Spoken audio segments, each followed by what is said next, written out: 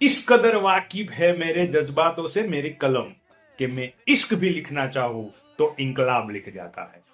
ભગતસિંહ તે સમયે એટલું ભણેલ ગણેલ હતા અને એ પણ માત્ર ડિગ્રી નહીં 22-23 વર્ષની ઉંમરે તેમણે અસંખ્ય પુસ્તકો વાંચ્યા હતા અને લખાયા હતા. આવી પ્રતિભા ધરાવનારને તે સમયે આરામથી સારામાં સારી નોકરી મળી જાય તેમ હતી, પરંતુ ભગતસિંહે એવું એસો આરામનું જીવન પસંદ ન કરતા ભારત માતાને સ્વતંત્રતા આપવા માટે પોતાના પ્રાણનું બલિદાન આપ્યું. એટલા જ માટે જ્યારે એમને ફાંસીની સજા થઈ ત્યારે એક નેતાએ એવું પૂછ્યું કે તમે અને તમારા સાથીદારોએ લાહોર કેસમાં બચાવ કેમ ન કર્યો? ત્યારે ભગતસિંહ જુસ્સાથી જવાબ આપે છે કે ઇન્કલાબીઓએ તો મરવાનું જ હોય અને આમ કરવાથી જ એમનું અભિયાન તેજ બને છે, કોર્ટની દલીલોથી નહીં.